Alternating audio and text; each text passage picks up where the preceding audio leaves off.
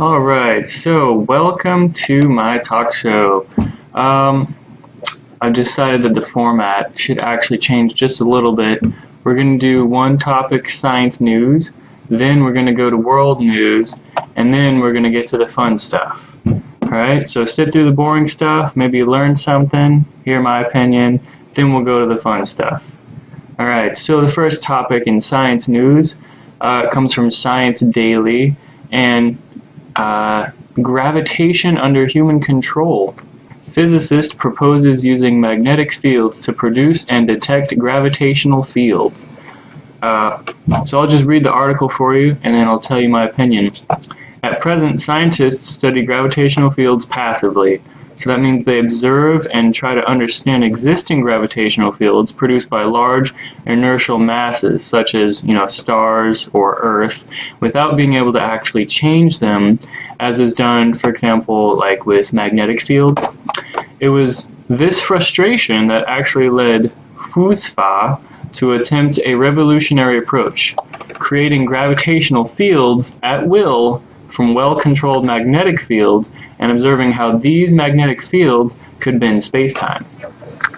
Crazy, right? So in his article, Fusfa has proposed, with supporting mathematical proof, a device with which to create detectable gravitational fields. So that sounds pretty cool. What's it called? How does it work? Well, this device is based on superconducting electromagnets and therefore relies on technologies routinely used, for example, at CERN or the ITER reactor. And if you don't know, those are basically particle accelerators that take two particles, and there's these big underground loops, and they accelerate these two particles to like 99% the speed of light, and then smash them together, and they use these super sensitive sensors to kind of see what particles come out. And those CERN and the other one ITER, those kind of particle accelerators are how they've discovered these new elements that, of course they're not stable, but they exist for a small amount of time, and then they decay into more stable elements that are more well known. The device is based on superconducting electromagnets and therefore relies on technologies routinely used at CERN and ITER. Alright, so although this experiment would require major resources if conducted, it could actually be used to test Einstein's theory of general relativity. So if it's successful, it would certainly be a major step forward in physics. I mean, the ability to produce, detect, and ultimately control gravitational fields.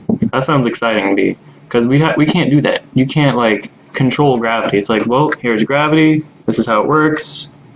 We can't, change it, Okay, so people could then produce gravitational interaction in the same way as the other three fundamental interactions. So it's electromagnetic, and then the strong and weak nuclear forces, and then you have gravity. Those are the four fundamental forces. Right now, we can interact and manipulate the three, electromagnetic, strong and weak nuclear force, but we can't change gravity at all, That would usher gravitation into a new experimental and industrial era. So, that could be like another revolution in science, in physics. Okay, so until now, a scientific advance like this was a dream of science fiction, but it could open up many new applications tomorrow. For example, in the field of telecommunications with gravitational waves. So imagine this. You're calling the other side of the world without going through satellite or terrestrial relays. Wow, that's crazy, right? So, my opinion, first thoughts, is this for real? It sounds too good to be true, right? Well, he says he has math to back him up. So, it probably is real. I trust it. It's from, Science Daily? So I don't think they would just put something out there without investigating it. So I trust them. Now, with most new things, this probably won't actually be available for 5 years. Okay, so you're not just going to be able to go to Walmart, and buy a gravitational manipulator, right? So it's going to be, first it's going to be, for official use only, and then if they can find a commercial use for it, right? And it'll be like, it'll slowly work its way down, like all of the other military and, you know, government technologies, like the intranet has worked its way down to us after years and years, right? So it'll be like that if it actually comes to fruition. It survives all of the scrutiny and tests of science. Yeah, if it does come to the point where at least scientists have access to machines that control gravity, then that would totally change our perception of the world, right? So I mean, right now, everyone thinks that gravity is this thing that just exists, that we have no control over. But of course, we're quick to adapt to new ideas, right? So I mean, something that didn't exist a few years ago, or we thought it was impossible, you know, and now it's like, oh yeah, of course, obviously, duh. Like, you know, go back to like the geocentric model. People are like, well, duh, Earth is the center of the universe, and the sun and all the stars rotate around the Earth. But now we're like, well, duh, there's no actual like center of the universe. We have like the galaxy, and there's like a black hole in the middle of that, and then we all rotate around the black hole, and then you have our solar system, and our sun is the middle of the solar system, and all the planets rotate around the sun. You know, everyone knows that. So, you know, this will be like the same way. Like, oh, we can't change gravity. No. And then, you know, once this becomes like a mainstream thing, it's like, well, of course you can change gravity. Just use this gravitational manipulator. No big deal. Alright, so this actually makes me want to go off on a tangent about new information coming into schools and how that has to do with technology improving exponentially, right? Okay, so knowledge doubling curve, that's what it's called. Now, Buckminster Fuller created the knowledge doubling curve. He noticed that until 1900, human knowledge doubled approximately every century. By the end of World War II, knowledge was doubling every 25 years. Today, things are not as simple as different types of knowledge have different rates of growth. For example, nanotechnology knowledge is doubling every 2 years, and clinical knowledge every 18 months. But on average, human knowledge is doubling every 13 months.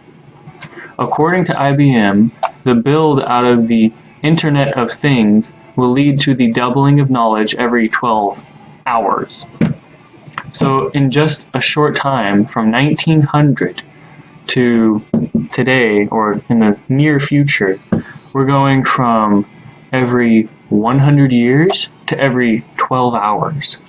So, I mean, that's the thing. People have gotten used to this. Well, knowledge only doubles every 100 years. And that's been a fact for a long time. But then, you know, it's like, well, knowledge, you know, doubles every 2 years. You know, it's just the way things are nowadays. So, I mean, our kids are going to grow up, oh, knowledge doubles every 12 hours. You know, it's impossible to keep up with unless you have some kind of artificial memory type deal. I mean, so this is why it's actually important to have things like Google. So, I mean, it used to be where you could actually learn everything that people knew. That used to be a real possible thing that you could do. You could actually, if you wanted to, if you had enough money and all that stuff, you could go and you could learn, you could study being a doctor for like 5 years, and then you could study being a carpenter, and then like a sailor, and you could do like all of the, you know, 17 professions in your lifetime, and you could be a master of everything. It was possible. But nowadays, you know, you have doctors that are highly specialized in one area, and it's like impossible for them to keep up with how quickly the knowledge is doubling. So it's not even possible to stay a master of one highly specific, highly specialized field today. To where before it was like, yeah, you could be a carpenter and you could learn everything there is to know about carpentering in a few years.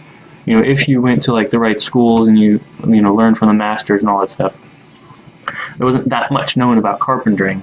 You know, like, okay, I learned how to build a boat, learned how to build a house, table, chairs. Alright, I'm done. I am a master carpenter. Now let's move on to being a doctor. Learn how to cut people's arms off. Alright, I'm a doctor. you know.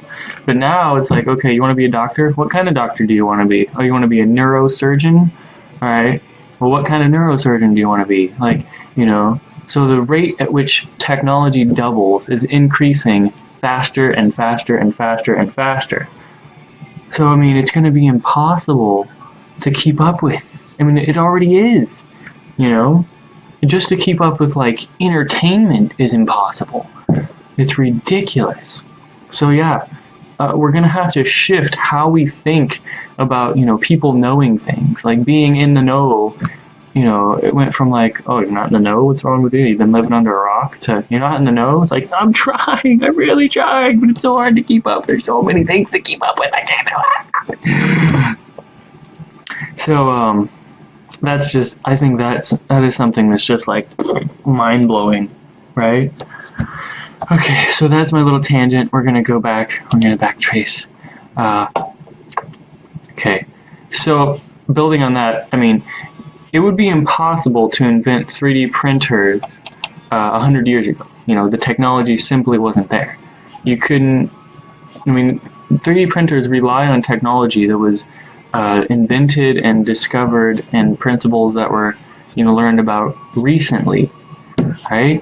So, and then 3D printers are going to let us build, you know, new things. They'll make us better at building houses. We can build houses and buildings faster and cheaper, which will allow us to, you know, X.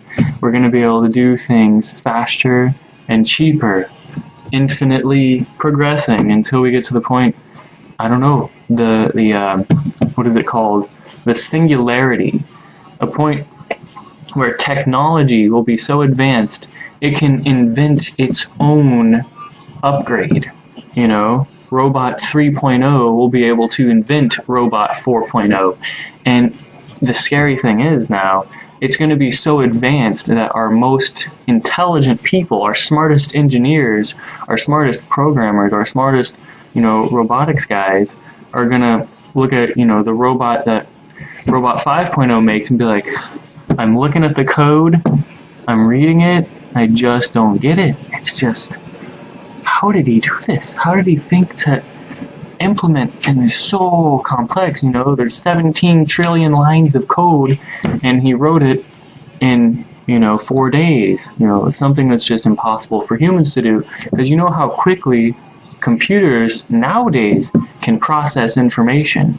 I mean, a book that's like, you know, it takes us forever to read a book, and then to actually memorize a book, that's like a lifelong goal, right? I want you to memorize a 100-page book. It's like, memorize it? Yeah, where I can ask you, what is on paragraph 3 of page, you know, 89? It would take you your whole life to do it.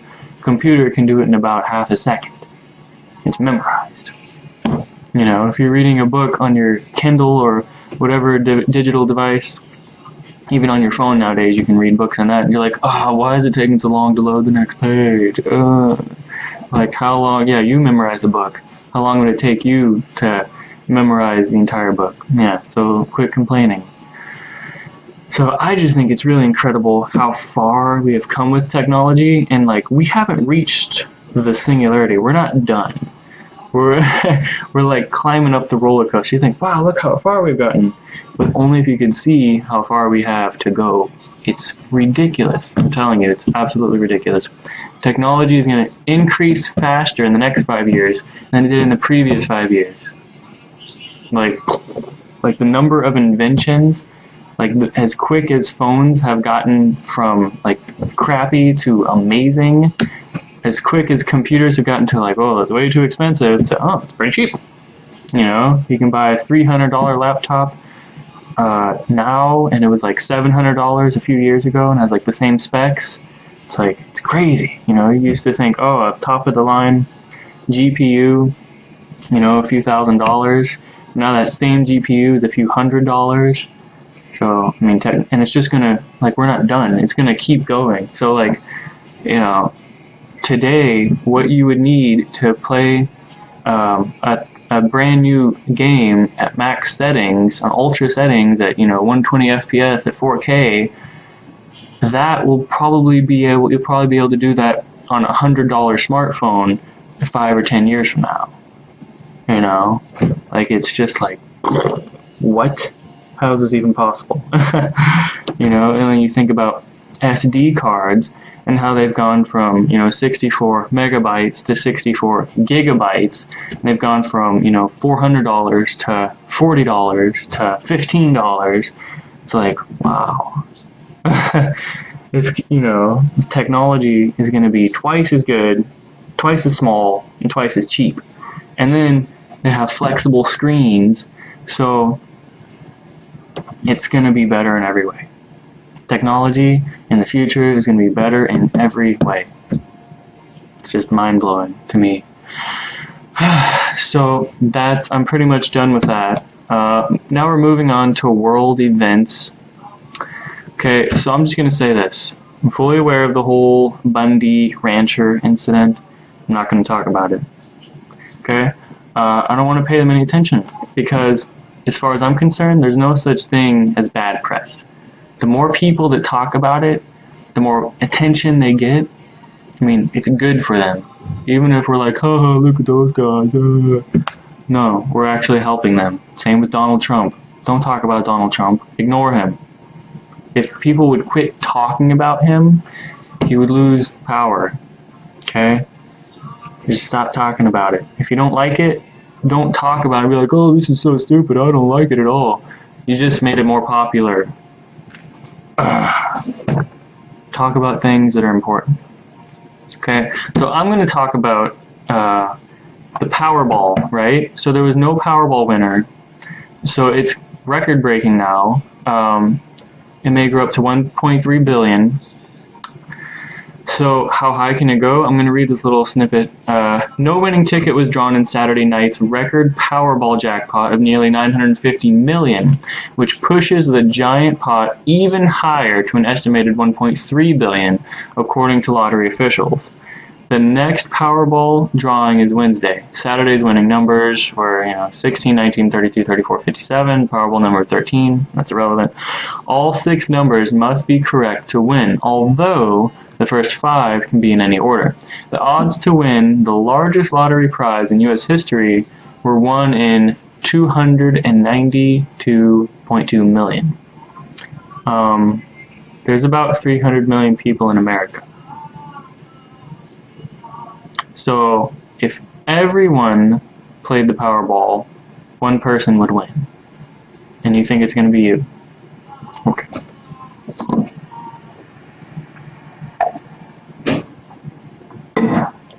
Well, I mean, I think that's pretty awesome. But if you really think about it, if you're an average person, meaning if you live in the western part of the world, the US or Europe, make around 46K a year.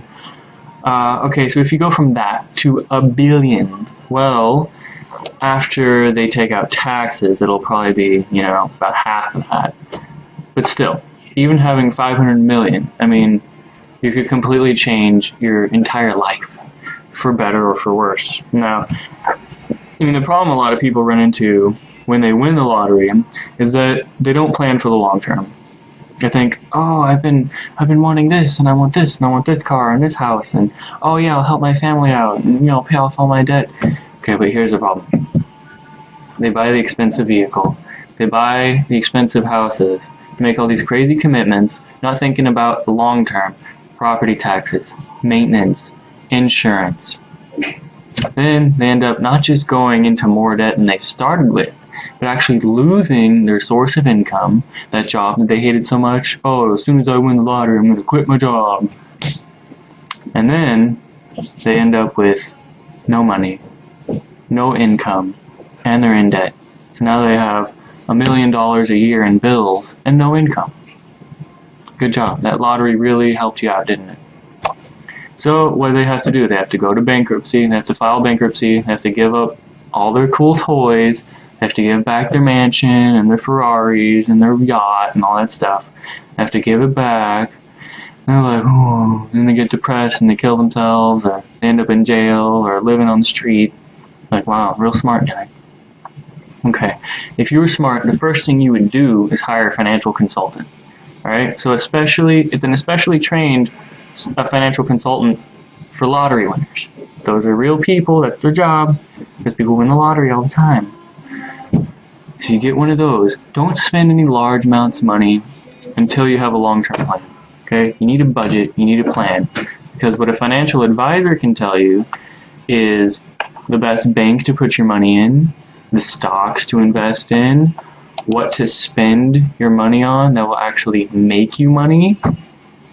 I mean, I would imagine it'd be something like invest in a company. So either buy or build like a local business or something that will actually earn revenue over time. Not just, oh, this is fun, this is so cool. No, buy a source of revenue. You know, buy a sports team.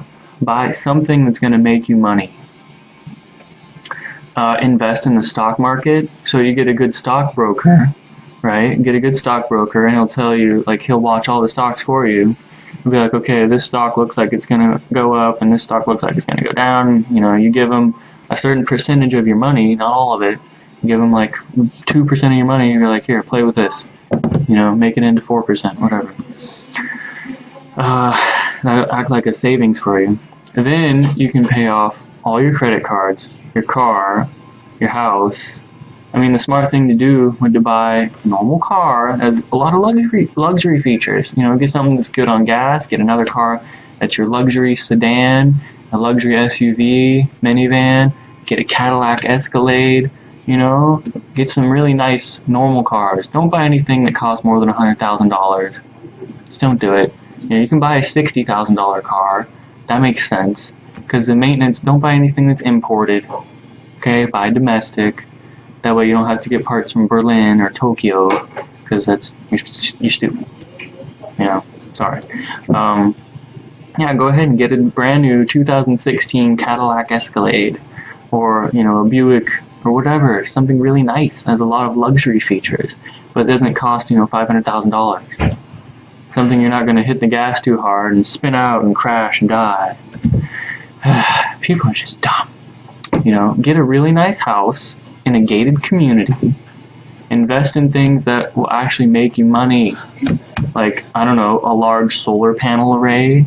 So instead of paying money for electricity every month, your whole roof is covered in solar panels and you actually make money. The electric company gives you money for that because you are generating more electricity than you're using. And you can actually afford to get the most efficient ones. So you have the capital to do that. You could buy a wind farm. You could put a wind farm in a part of your backyard. You know, put a lot of money in a bank account with a high interest rate. And I mean, I'm sure there's banks out there for millionaires with high interest rates. If you could get $100,000 a year in interest, you can live off of that. There's your income, not to mention the business you bought, and you can keep growing that, grow your businesses and do franchises. So no matter how much money you have or what your income is, you always make a budget and stick to it. Because I don't care if your spending limit is $5 a week or $5 million a week. You need to know how much money you have to spend. Hey, it's me, Verena. I got a special guest star today. It's my wife, Verena, and she's going to be with us talking about the Powerball situation. Now it's grown to $1.3 billion after there hasn't been a winner on Saturday. So what do you think about that, Verena? I don't know. It's pretty cool to have 1.3 billion on it, but what do you want to do with if you're a normal person? Like, exactly. I don't know how. I wouldn't even know how to spend it. Yeah. Well, see, here's the thing. And now I was talking about this already, but my opinion is that if you go from being a normal person to having millions of dollars or hundreds of millions of dollars, you need to make a plan. That's the most important thing you can do. You need to plan it out, because if you don't make a plan, you'll just keep spending and spending and spending and spending and spending, and you'll be left with all of these very expensive things. You'll have a yacht and a mansion and Ferraris and Lamborghinis, and you'll have so much debt, and like the maintenance, you know how much it is a starter on a Lamborghini? Like, you won't be able to maintain the stuff that you bought. So you'll end up having hundreds of millions of dollars worth of debt You'll go bankrupt, you'll have to give back all your stuff, and you'll probably be homeless. And when you quit your job too, right? Because you hate your job. So you'll be worse off than when you started. It might take 10 years, but that's what you'll end up as if you don't make a plan. The only way you can actually really use is actually make a plan, an investment. I would actually do. I would invest in apartments or something like that.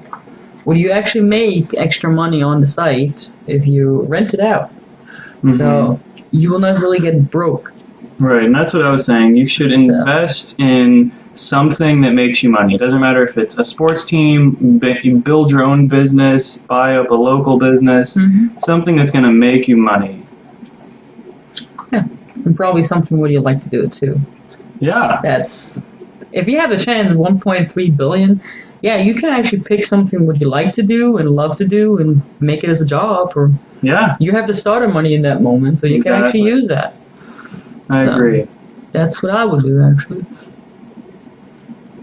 Yeah, that sounds pretty good. Yeah. You have anything else to say about it? Not really, no.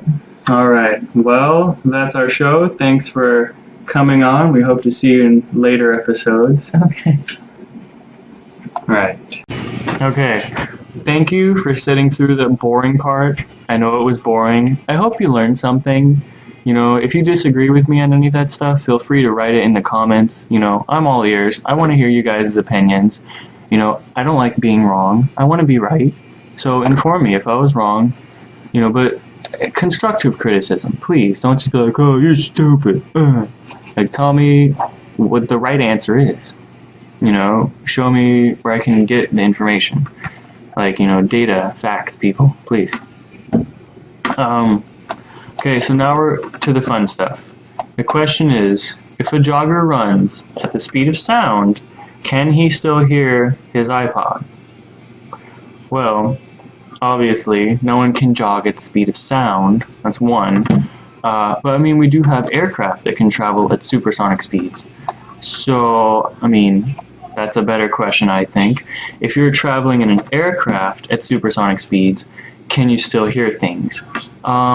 Alright, so one, the air in the aircraft has to be pressurized. Okay? Every aircraft, the air is pressurized. Doesn't matter if it's a private jet, supersonic fighter jet, commercial airliner, the air is always pressurized. It's a sealed system, has HVAC, heating, ventilation, air control. So that's one. Once the plane has stopped accelerating and it reaches cruising speed, the air and everything else in the plane is traveling at the same speed. So yes, you can still hear everything like normal. Now, what would change this, if you were to stick your head out of the door and try to have a conversation then, you have two people stick their head out the door, then you try to talk. Okay, if you didn't die from the extreme force of going faster than the speed of sound, if you were able to survive that, then you would have the effect, let's say this is the front of the plane, this guy and this guy talks, the sound's going to smack him in the face, so it might sound sped up. Where if this guy talks, towards the back of the plane, he's going to talk and the sound's just going to go behind him. Like, so something like that. Yeah. So it's a simple answer. Yes, if you are traveling faster than the speed of sound and you're not in a compressed environment, if you're in the open air and you survive that somehow without a helmet, then yeah, you'd only be able to hear sound travel in one direction. So the person towards the back of the plane would not be able to talk to the person towards the front of the plane. But the person in the front of the plane could easily talk to the person in the back of the plane. And it goes for music. I think if you're listening to headphones, I don't know if they'd have to be like taped to your head. If you're listening to headphones, you'd probably be able to faintly hear it. I don't know. I doubt you'd be able to hear it over the rushing wind. Yeah, I don't think, even if it was like super loud, the speed of the music would be slower than the speed of the plane. So no, you would not be able to hear your music if you were jogging faster than the speed of sound. Well, that's all for today's episode. I hope you enjoyed it. Like, share, comments, and good night.